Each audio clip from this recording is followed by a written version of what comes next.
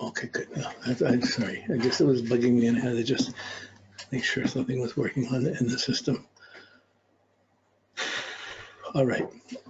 So this 11 points darkness increasing. This is just a basic, it's important to just keep go over this.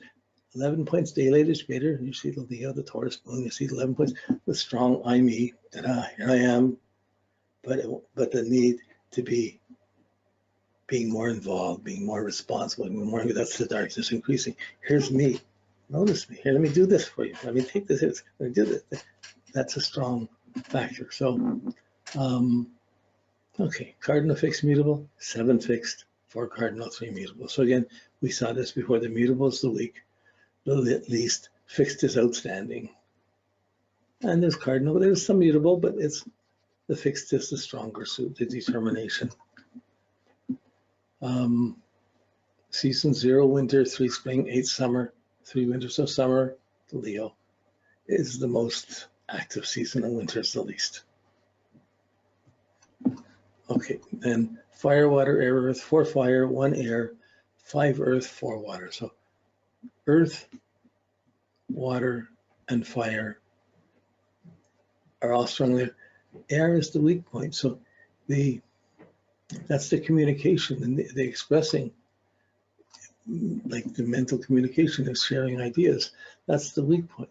Her Mercury is very high in her chart, so it's an important point in her chart, but it's squared by Saturn. So there is some reserve around that. So even this is the second thing pointing to the struggle, Saturn to Mercury, to express oneself. And she's not like, this would be as the Libra ascendant, that's the one point.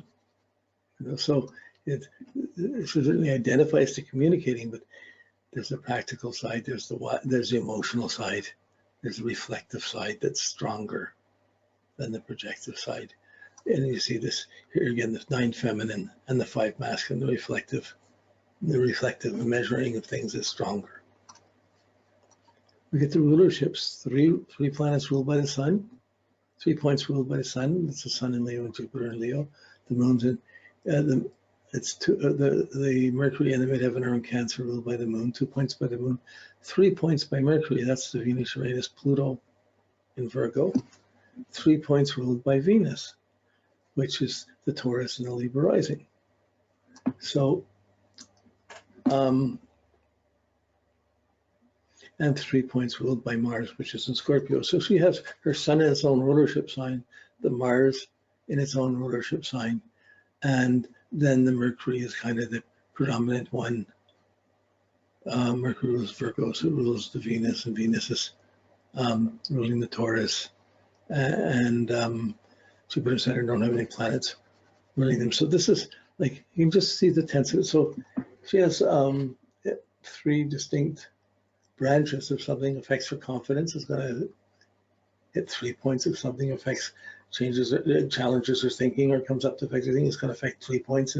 If she gets inspired, it's going to be 3 points. If she's liked, it's going to be 3 points. And when she's doing things, it's at 3 points. So all of these, the Jupiter and Saturn are not ruling anything. They're not as influential as the other planets. So that's an interesting thing, because that's just, even in the rulerships, it's not affecting so much others. So the Saturn to the Mercury, that diminishes that pressure a little bit from Saturn. Okay. Now when we get to the houses, we're trying to think in comparison to the signs. Within the houses, 2 values, 1 partnership, 2 trust, 3 honor, 1 friendship, 3 conscience. So honor and conscience, these are the 10th house and the 12th house are the 2 points, 2 houses with the most planets, with the most points in them. And in the signs, it was willpower and the analyzing with the 2 strong points. There's 2 different levels. One is in the worldly circumstance of the houses. The other is in your attitude and your more, I'd say, more spiritual inclinations or your qualitative qualities. When where the houses are more quantitative, more things. But when we look at the house of 9 rising, 3 setting, so this 9, the need to project and to put energy out, and 10 above the horizon, a strong need to put energy out and accomplish something, to make an impression, to make an achievement, to do things. These are both strong.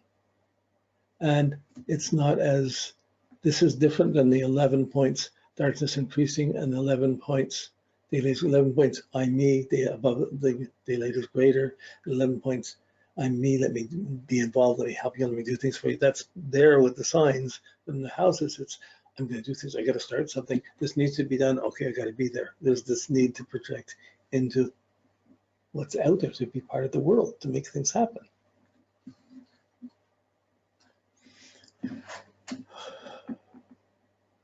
So you can see when she has her idea, she needs to talk to people and they needs to communicate, leave it, and it's kind of do it in a nice way. And there's a need to have, when she has content and things to talk about, wow, the Leo's going to shine. You can sort of see the value of astrology coming in and backing this energy up. But you expect the Libra and the Taurus moon to have a fair amount of talent, or a value of talent and beautiful things, and the Leo is the creative show it. So that's in the angular succeeding cadent, 5 succeedent again, even in the house, more determined or stubborn or fixed. Like there was 7 fixed. See with the signs, it was 7 fixed, 4 cardinal, 3 mutable. So mutable was the weak. And here again, 5 succeedent, 4 angular, 3 cadent. So they're fairly even balanced, but there's less cadent again and more determination. The intuition, thinking, sensation, feeling, 7 thinking, putting energy out, thinking about one's effect on others, how to impress others, how to make an impression, how to accomplish things. And the feeling where you're taking things in personally, that's the least. So her ability to respond to people more, it's about projecting and seeing what gets done, what gets accomplished. That's the rising and above. The sensation is 3 points, responding in an objective way above the rising, 9th, 8th, 7th house, that responsive, social responsive. But making it personally, taking it in personally, taking impressions in personally, people do something, take it personally, it's not essentially, it's not the strongest element. It says feeling, but that's the feeling of being impressed by how you take things in from other people. And there's more need to prove than there is to take things in. If she takes things in, then she's going to have to prove. But her moon, the other feeling, the main feeling function, is opposed by Neptune. And there can be confusions around feeling, but it's still above the horizon, so she still has she's trying to figure things out in the world, in the functional world, and has a bit more difficulty taking things in more personally. She might take them in too personally from her moon opposed Neptune, but this is how it comes into affect her motive. It's harder for her to reach in and get down to where I see, get down to really reinforcing your motivation. So this feeling, when someone likes you, you get really good energy when down to your IC, you get motivated. And it's, we have all the quadrants, no planets in this, means there's not really disturbances from there. Okay, so in the elements, self, relations, concerns, rewards. You can't conclude everything, you're just noticing things and you follow the ideas of something stand in, you try and get a bit of focus on it. And the little pieces help you get used to the caricature of the person that you're dealing with. We're going to relate this material to self. In the houses, no, 0 fire, 2 air again is weak, relations, 5 concern, 5 rewards. So the earth and water are the strongest, and then the signs, the earth and the water were the strongest as well. The practical and the emotional. Okay, but the communication is weak by sign and by house, and by the quadrants, the communications, but the thinking is strong. There's the things that we thinking a lot, but her Mercury is very high. It's her most prominent planet, so there's a need for her to express her thinking. And yet there's the ability to take things in personally, to express feelings, take it personally. I take everything personally. I just take everything in and react.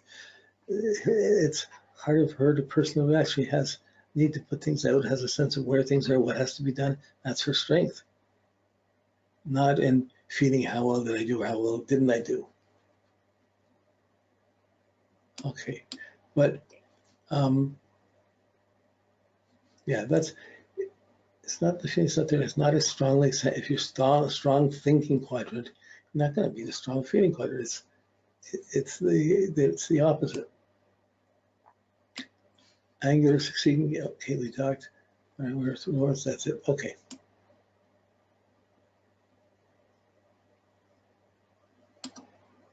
I'm going to go back. So from this point, we've got to look at, I did this a bit at the beginning, just for myself, because I felt like doing it. You can put this at the interpreting the plants first. I like to do the numbers first and look through the steps first, but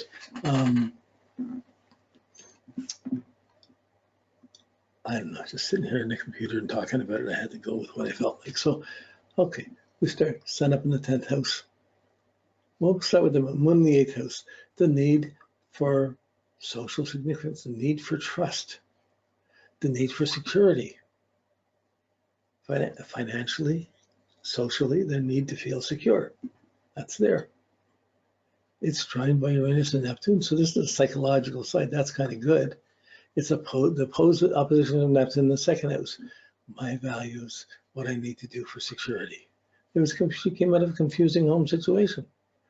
And this causes guilt, but it also causes like feeling lost, but it can create a tremendous sense of dedication of being, I don't feel here, don't feel here, don't feel like well here, don't feel well here, and a deep sense of having to find the mystical inner sides of things.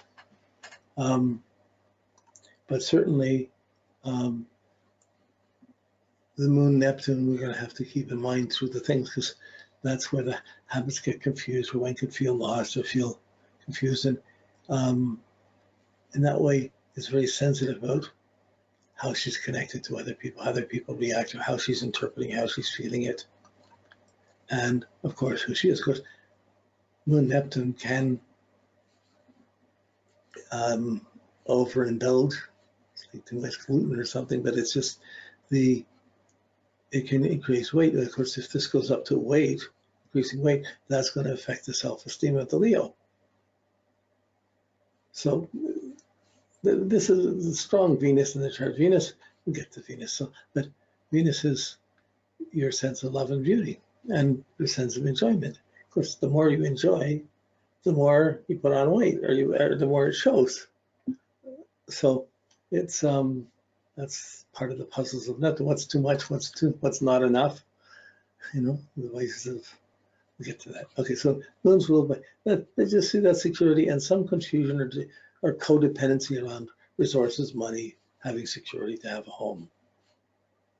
Okay, and the Mercury up high, 10th house, ruled by the moon. So if she has personal complexes or personal dependencies or guilt or sorrows, she's going to have to psychoanalyze the 8th house, understand it. First is as you get caught up in mutual commitments that might be a little bit confusing. Mutual commitments, the need to be secure, marry, get a house, and but the worry about the cost, worry about what's being done, that's there. That worry, moon rules the Mercury in Cancer, is going to affect the Mercury up here. So the Mercury, what do I have to do? Well, I have to take care of this. I have to take care of this. So the Mercury in Cancer has a good imagination that tends to worry about every little thing, the slightest little thing. And how are we going to hold this together? I need to hold this together. And then Leo's proud. Leo's son's proud, but the Mercury is trying to figure that out. So the Mercury can get lost in the needs of the moon. But when the moon transforms itself and the life is transformed and the bad habits are left behind, and through psychoanalyzing and understanding these things, there's a great capacity to heal others and to be able to write about these things.